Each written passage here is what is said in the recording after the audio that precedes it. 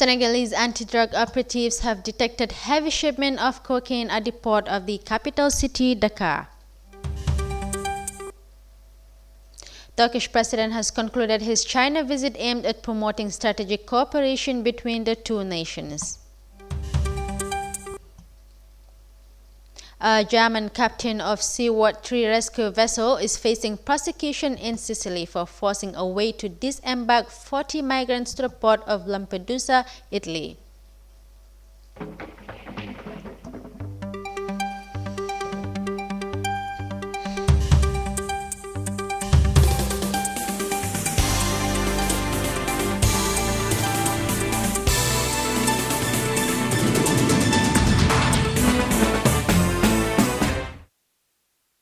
Hello viewers, good morning. You're watching the World Today News Bulletin.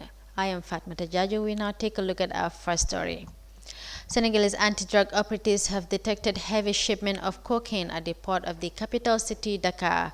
A size of 798 kilograms of the illicit drug was hidden in the chambers of 15 cars on a ship traveling from Brazil, the customs authorities said on Sunday. Drug smugglers use West Africa as a transit point for cocaine coming from South America to Europe. Last week, the UN Office on Drugs and Crime said 3.4 tons of cocaine were seized in Africa in 2017.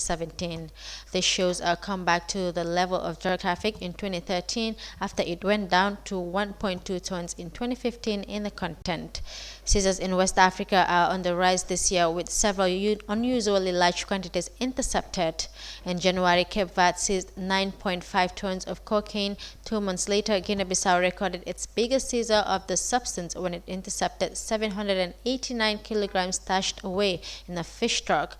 In 2007, Senegal made a historic seizure of 2.5 tons of cocaine worth more than $300 million. The U.S. is reportedly investigating reports that American-made weapons found at a base of a militia belonging to East Libya-based military commander Khalifa Haftar. The UN-recognized Government of National Accord said its forces found U.S.-made weapons at a base they captured from Haftar's militia in a strategic town of Garian, south of Tripoli, last week. The seized weapons included 4 Javelin anti-tank missiles packed in wooden crates marked Armed Forces of the United Arab Emirates.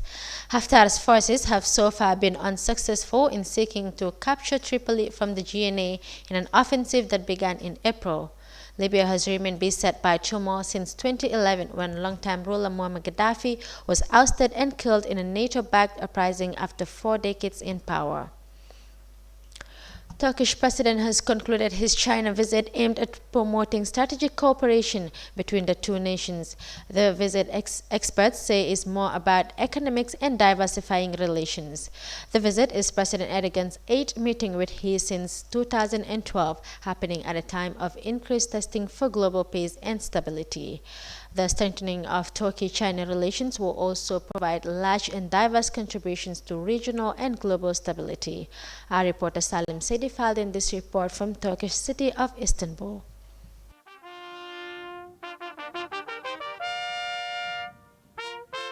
Turkish President Recep Tayyip Erdogan has concluded his China visit aimed at promoting strategic cooperation between the two nations. The visit, according to experts, it's more about economics and diversifying relations, since China and Turkey are both major emerging markets and developing countries.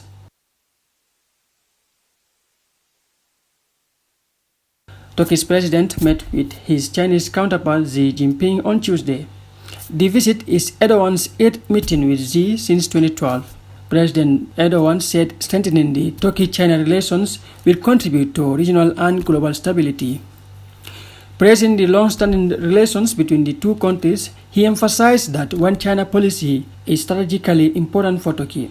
For his part, the Chinese leader pledged more efforts to promote strategic cooperation between the two countries. President Xi called on the two sides to consolidate the political foundation, underlying the development of China-Turkey strategic cooperation to keep bilateral ties on a healthy and stable track. According to him, in the face of major shifts in the international situation, China and Turkey should firmly uphold the international system with the UN at the core and the international law as the basis. Diplomatic relations between Turkey and People's Republic of China were established in 1971. Bilateral relations, which were elevated to the level of strategic cooperation in 2010, have been rapidly improving in recent years thanks to reciprocal high-level visits.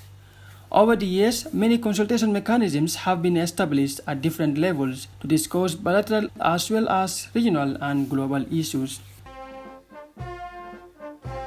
Salim Esedi for iAfrica TV.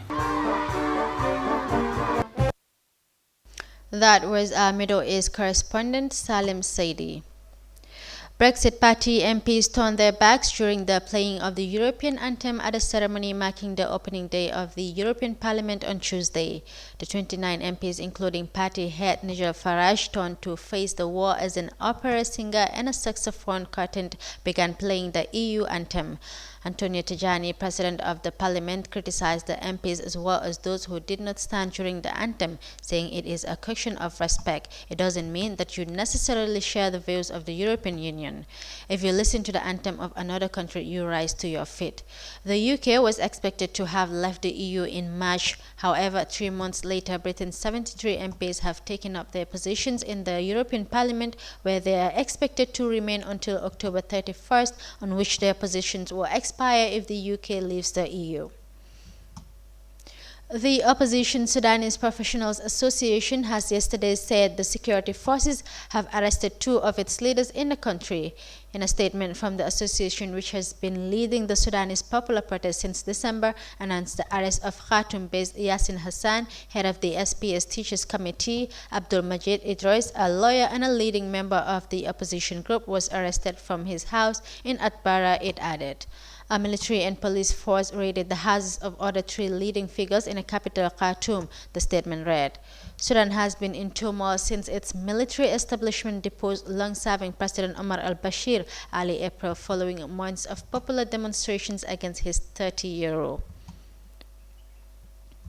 Coming up after the break, Ethiopia has diagnosed over 800 people with cholera, an acute infectious diarrhea disease.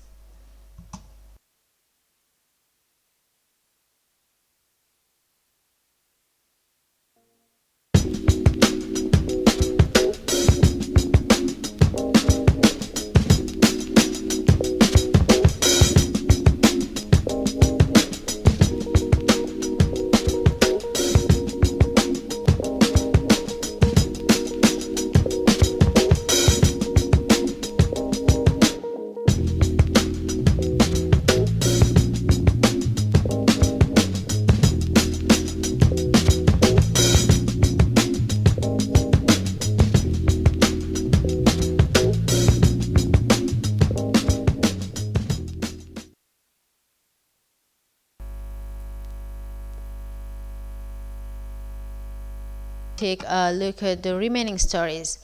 A German captain of Sea-Watch 3 rescue vessel is facing prosecution in Sicily for forcing a way to disembark 40 migrants to the port of Lampedusa, Italy. One of European countries with though anti-migrant laws is seeking to punish 31-year-old Carola Rocket, who has been held in house arrest. She is likely to face additional charges for ramming a border control vessel which was trying to prevent the Sea-Watch 3 from reaching shore. Ibrahim Presbar has more.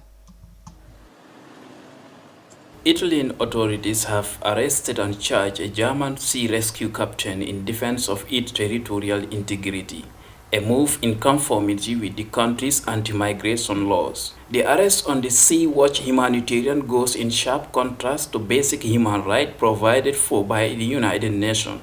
Carola Rackete appeared before court earlier this week after she maneuvered her vessel into the Italian port of Lampedusa. She acted on the right of the rescued people to be disembarked to a place of safety. Italian prosecutor Luis Patronaggio confirmed the validation of the hearing of the arrest of the Sea-Watch 3 captain. Captain Rocket's lawyer Alessandro Gamberini observed that there are no detention measures and that his client could be free sooner than expected. Alexandra Siuba, Mediterranean spokesperson in Italy, defends the rescue activities, noting that the European states are complicit in the crisis. In reaction to this prosecution, The German government is asking the EU to come up with solutions on the rules of disembarkation for refugees and migrants picked up at sea. The government spokesperson announced in a press conference its opposition to any kind of criminalization of sea rescuers. Maria Akbar quoted the German foreign minister, who said criminalization of rackets case is incomprehensible for Berlin. The European Union has been criticized for its anti-migrant policies. The bloc is in support of domestication of laws to allow refugees to die at sea, a measure to discourage migrants mainly from Africa and Asia.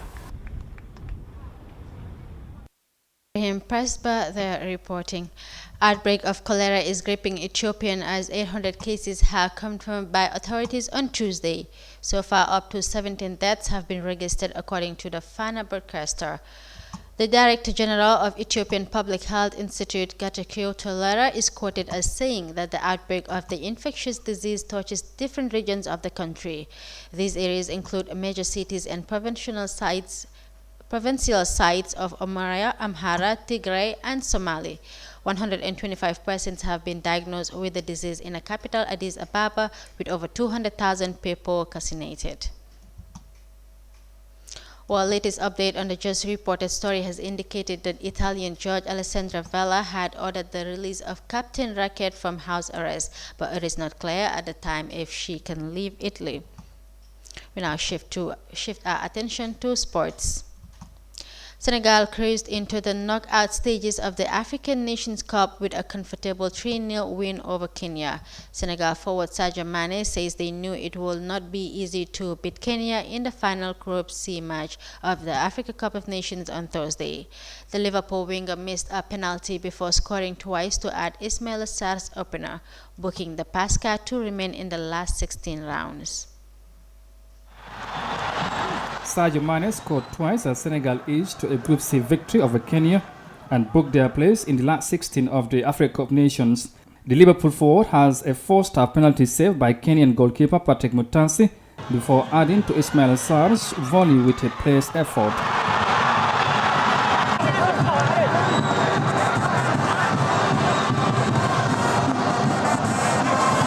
It all came good in the end for Senegal after a poor first half. Their display in the second period, led by Mane, was a fine way to answer the pre-match accusation by Kenyan head coach Sebastian Michin that they lacked mental strength.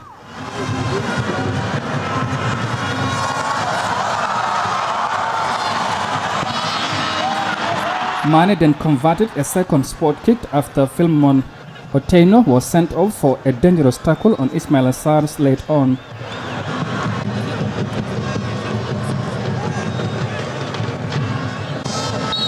Kenya could still qualify as one of the best four third-place teams, depending on the results in the final games of Group E and F. Aliou Ciss's players didn't play their best football, but there were positives such as the return of Everton's Idrissa Gueye, which gave the team more balance in the midfield. Senegal, as one of the favorites for the tournament, they will still need to up their game, and they could pay the price if they make similar sloppy mistakes during the knockout stages. The Lions of Senegal take on Kenya with a 3-0 win. Well, viewers, that's all we have for you on the World Today News Bulletin. For more on these and other stories, kindly log on to our website, iAfrica.tv. I am Fatmata Jaju. Bye for now.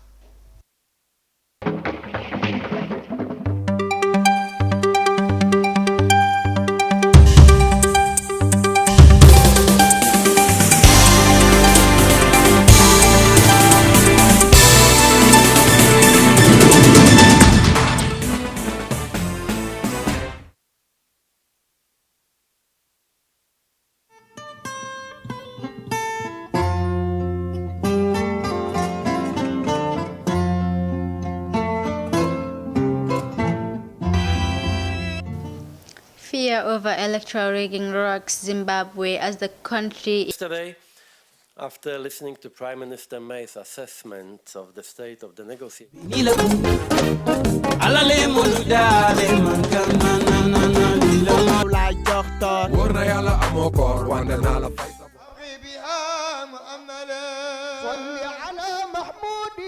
محمد ذي الجود bu fekkee yonent bi sallallahu alayhi wa sallam mu ngi taxaw mu toog jonkon. Why it is our diocesan patron feast day is because the Cathedral of Our Lady of the Assumption is dedicated.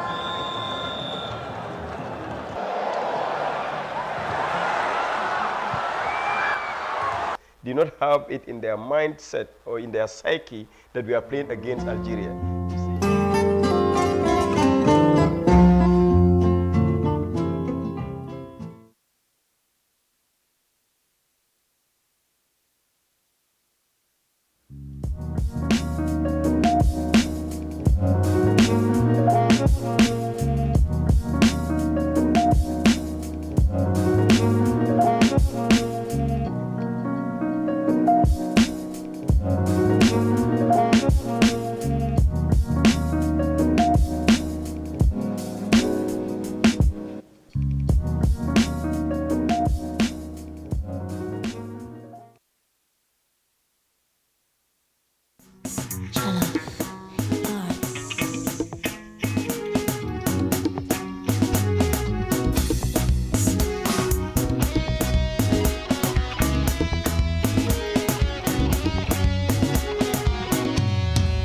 Good morning, Neoli Barana, John Magasi Mombor, I'm ready for a good day.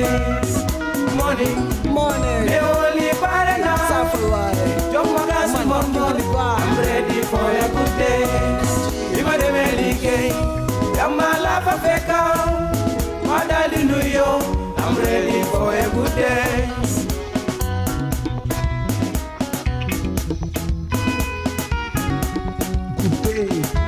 nit ku baax da nga war a am aajo amul sey na bu Fatima wala Sadio déglu wéy bi ñu wax lanu fa taajoo dal ko si sa TV wala sa rajo bu toppa sa xol bam lay dugal ci ay noono this world is beautiful bu fi nekk di tongo bay wa suba bu nangu kenn ku la sikka ndaxte du la jural dara lu du rek si la coono whether in Africa or overseas when you hear this song man you know what it is nit ki da nga war a oyof bu nangu diis nuyu moom lu war la te loolu la ñu gis